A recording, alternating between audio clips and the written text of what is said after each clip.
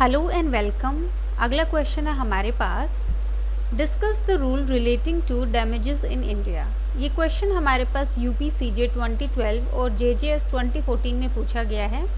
इसके अलावा आपको सेक्शन 73 को एक्सप्लेन करने के लिए भी बोला जा सकता है। तो आंसर हम स्टार्ट करेंगे इंट्रोडक्शन से। इंट्रोडक्शन में आ गया हमारे पास सेक्शन 73 जो है वो प्रोवाइड करता है कि जब कॉन्ट्रैक्ट ब्रेक हो जाता है या तोड़ दिया जाता है कॉन्ट्रैक्ट, जो पार्टी सफ़र करती है ऐसे ब्रीच से वो एंटाइटल्ड है कि वो रिसीव करेगी दूसरी पार्टी से जिसने जो है ब्रेक किया है कॉन्ट्रैक्ट को, कॉम्पनसेशन किस चीज़ के लिए। पहला आ गया कोई भी लॉस या फिर कोई भी डैमेज कॉज्ड टू हिम, तो कोई भी जो नुकसान उसको हुआ है। दूसरा आ गया जो नेचुरली अराइज किया है या नेचुरली हुआ है यूजुअल कोर्स ऑफ थिंग्स में ऐसे ब्रीच से, मतलब जो स्वाभाविक था होना वो जो नेचुरली वो जो है उसके लिए कॉम्पनसेशन। तीसरा आ गया अगर पार्टीज़ जो हैं उनको पता था कि likely to result from the breach, कि कोई लॉस जो है होने वाला है अगर ब्रीच हो गया, अगर इसकी नॉलेज पार्टीज़ को थी तो उसके लिए भी कॉम्पनसेट किया जाएगा जो अग्रीव्ड पार्टी है उसको। स्कोप क्या है इस सेक्शन का? ये जो सेक्शन है ये डील करता है ऐसी सिचुएशन से जहाँ पे कोई अग्रीमेंट नहीं है पार्टीज़ के बीच में रिगार्डिंग कोई भी फिक्स्ड डैमेजेस जो कॉन्सिक्वेंस होंगे ब्रीच ऑफ कॉन्ट्रैक्ट के। मतलब जो भी दोनों पार्टीज़ के बीच में कॉन्ट्रैक्ट था वहाँ पे कोई टर्म नहीं है कि अगर डैमेज हो गया तो दूसरी पार्टी को इतना पे करना है। ये डील करता है अनलिक्विडेटेड डैमेजेस से, मतलब वो डैमेजेस जो फिक्स्ड नहीं होते हैं कॉन्ट्रैक्ट में। जो पहला रूल है वो है ऑब्जेक्टिव नेचर में। ये डिपेंड करता है कॉन्टम्पलेशन ऑफ पार्टीज़ पे लॉस के जो नेचुरली रिजल्ट करेगा ब्रीच ऑफ कॉन्ट्रैक्ट से। दूसरा आ गया हमारे पास जो दूसरा रूल है वो सब्जेक्टिव है नेचर में। जो एक्सटेंट है लाइबिलिटी की वो डिपेंड करती है एक्चुअल नॉलेज जो थी पार्टीज़ की उस टाइम पे जो फॉर्म हो रहा था कॉन्ट्रैक्ट का। तो यहाँ पे जो है हमारे पास दो रूल्स हैं। पहला रूल है वो आता है हमारे पास जो कॉन्टम्पलेशन ऑफ पार्टीज़, मतलब पार्टीज़ को जितनी समझ थी कि ये जो ऐसा हो सकता है अनुमान लगाया जा सकता था। दूसरा जो रूल है हमारे पास वो बेस्ड है हमारे पास नॉलेज पे, कि दोनों पार्टीज़ को जो है कितनी नॉलेज थी अगर ऐसा हुआ या ऐसा ब्रीच हुआ तो ये होगा। फिर आ गया इसमें हमारे पास केस लो, that is Madras railway corporation versus Govinda Rao 1898 Madras. Facts जो हैं इसके वो आ गए हमारे पास कि प्लेंटिफ ने डिलीवर की एक सुइंग मशीन और कुछ क्लोथ डिफेंडेंट रेलवे कंपनी को। यहाँ पे वो जो है भेजे गए हैं एक प्लेस पे जहाँ पे प्लेंटिफ एक्सपेक्ट कर रहा था कैरी ऑन करने के लिए अपना बिजनेस स्पेशल प्रॉफिट के साथ फेस्टिवल की वजह से। हाउ एवर फॉल्ट जो हुआ डिफेंडेंट कंपनी का, जो गुड्स हैं वो डिले हो गए और वो रीच हुए डेस्टिनेशन पे जब फेस्टिवल जो है वो ओवर हो गया।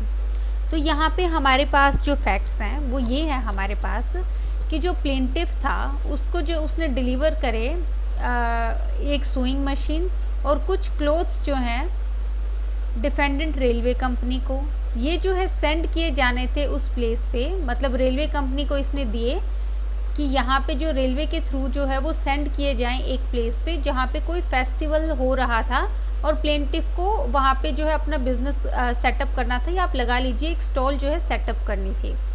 अब रेलवे कंपनी ने क्या किया, उन गुड्स को जो है डिले कर दिया और फेस्टिवल जब ओवर हो गया उसके बाद जो है वो गुड्स वहाँ पे पहुँचे हैं प्लेंटिफ के बिजनेस प्लेस पे। अब कोर्ट ने क्या किया, कोर्ट ने हेल्ड किया कि जो डैमेजेस थे लॉस ऑफ प्रॉफिट्स के वो टू रिमोट थे, मतलब वो बहुत कम थे। जो फैक्ट थी स्पेशल पर्पस की, दैट इज़ जो फेस्टिवल की, वो नॉलेज में नहीं थी डिफेंडेंट कंपनी की। तो यहाँ पे क्योंकि जो डिफेंडेंट कंपनी की नॉलेज में जो था ये फैक्ट नहीं था कि उन्होंने जो है फेस्टिवल के लिए बोला है मशीन और क्लोथ्स का, तो यहाँ पे वो जो है लाइबल नहीं माने जाएंगे। फिर आ गया हमारे पास duty to mitigate loss. Explanation जो अपेंड किया गया है सेक्शन 73 में वो ले डाउन करता है कि जब एस्टिमेट किया जाता है कोई भी लॉस या डैमेज जो अराइज करता है ब्रीच ऑफ कॉन्ट्रैक्ट से, जो मींस जो एग्जिस्ट करते थे रेमेडी करने के लिए इनकन्वीनियंस वो कॉज किए जाएंगे नॉन परफॉर्मेंस ऑफ कॉन्ट्रैक्ट से। जो नॉन परफॉर्मेंस ऑफ कॉन्ट्रैक्ट है वो अकाउंट में लिया जाएगा। इन अदर वर्ड्स ये प्रोविज़न ले डाउन करता है कि अगर ब्रीच हो गया है तो अग्रीड पार्टी अडॉप्ट करेगी सारे के सारे मीन्स रिड्यूस करने के लिए जो एक्सटेंट है लॉस का, अगर पर्सन जो है उसको पीछे नहीं हटना चाहिए हेल्पलेसली, ये इम्पोज करता है एक ड्यूटी अग्रीड पार्टी पे कि वो अप्रोप्रिएट स्टेप्स ले मिटिगेट करने के लिए लॉस को। तो यहाँ पे जो है एक जो हमारे पास ड्यूटी है वो हमने अग्रीव्ड पार्टी को भी दी है कि अगर कोई भी जो लॉस अराइज हो रहा है तो अग्रीव्ड पार्टी को ट्राई करना चाहिए कि वो एक्सटेंट जो है वो ना हो लॉस का। फॉर इंस्टेंस आपको एग्जांपल से समझ आएगा, जैसे हम ऊपर वाला केस लेते हैं, यहाँ पे आप लगा लीजिए कि 5 दिन का जो है फेस्टिवल था जहाँ पे सुइंग मशीन और क्लोथ्स जो भेजे जाने थे उस जगह पे 5 दिन का फेस्टिवल था। पहले जो 2 दिन है रेलवे कंपनी ने डिलीवर नहीं किए, लेकिन 3rd डे पे जो है रेलवे कंपनी ने डिलीवर कर दिए जो गुड्स थे, ताकि जो हमारे पास जो प्लेंटिफ था या जो अग्रीड पार्टी था वो जो है अपना स्टॉल लगा सके। अब यहाँ पे प्लेंटिफ के पास जो है 3 दिन बचे हुए थे, तो यहाँ पे जो है उसकी अपनी ड्यूटी है कि वो जो है स्टॉल लगाएगा और उसका जो लॉस हुआ है उसको फर्दर एक्सटेंड नहीं करेगा। मतलब वो ये क्लेम नहीं कर सकता है कि पहले 2 दिन पे अगर गुड्स डिलीवर नहीं हुए थे तो उसको 5 दिन का नुकसान हुआ है। अगर 2 दिन के लिए गुड्स डिलीवर नहीं हुए थे तो वो अपने अगले 3 दिन का जो नुकसान है वो बचा सकता है और उसके जो है बचाने की ड्यूटी है। तो यहाँ पे मिटिगेट करना लॉस को, मतलब कम करने की कोशिश करना, ये हमारे पास प्लेंटिफ या फिर आप बोल सकते हैं अग्रीव्ड जो पार्टी है उसकी रिस्पॉन्सिबिलिटी है। फिर आ गया केस लो हमारे पास Murlidhar Chiranji Lal versus Harish Chandra Dwarka Das 1962 supreme court. Supreme court ने रेफ़र किए हैं 2 फंडामेंटल प्रिंसिपल्स डैमेजेस के रिगार्डिंग। जो पहला प्रिंसिपल है वो ये है कि as far as money can do, जहाँ तक कि मनी कर सकता है, जो अग्रीड पार्टी है उसको पुट करने हैं गुड्स को ऐसी सिचुएशन में जैसे कि जो कॉन्ट्रैक्ट है वो परफॉर्म कर दिया गया है। तो जो प्रिंसिपल क्वालिफाइड है सेकेंड प्रिंसिपल से वो ये होगा given in explanation 73 that is duty to mitigate the loss.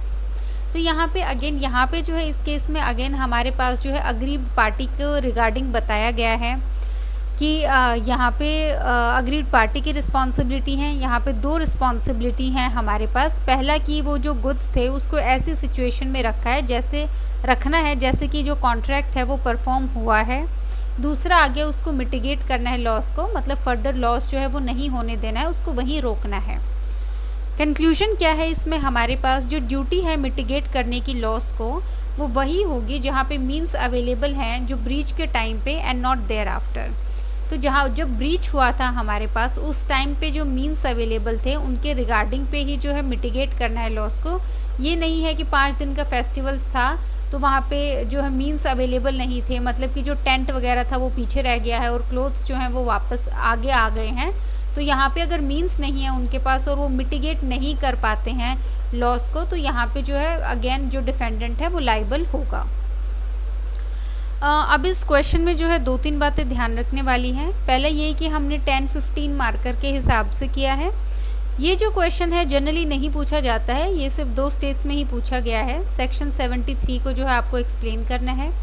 Pre का भी बहुत ही जो है अच्छा क्वेश्चन है ये। ऊपर से इसमें जो हमारे पास केस है, एक केस लो है इसमें हमारे पास, जो हमने पिछले जो है बैग्जनडेल वाला केस, वो वाला केस लो पूछा जाता है। उसके फैक्ट्स और उसमें क्या हेल्ड किया गया है वो हमने पिछले लेक्चर में जो है कवर कर लिया था। अगर ये क्वेश्चन आपको 5 मार्क्स में आता है तो आपको थोड़ा सा कट शॉर्ट करना है। इंट्रो में अगेन आपको जो है सेम रखना है सेक्शन 73। स्कोप आपको थोड़ा सा बताना है, 2 लाइन में आप बता सकते हैं। जो हमने 2 रूल्स करे थे कि एक तो आ गया हमारे पास नॉलेज वाला रूल था और जो दूसरा था हमारे पास वो था एस्टिमेशन वाला या कॉन्टम्पलेशन वाला। तो ये 2 चीज़ें आपको 2 लाइन में बतानी है। उसके बाद आप एक केस लो कर सकते हैं, आपको 3-3 केस लोज करने की ज़रूरत नहीं है। उसके बाद आप 2 लाइन में बता सकते हैं जो duty to mitigate the loss, और इसी के साथ जो है आप कंक्लूड भी कर सकते हैं। तो आपको इन 4 हेडिंग्स में जो है एक सिंगल पेज जो है फिल करना है शीट का। बाकी जो है इस आंसर में हमने सब कुछ इंक्लूड कर लिया है। So thank you.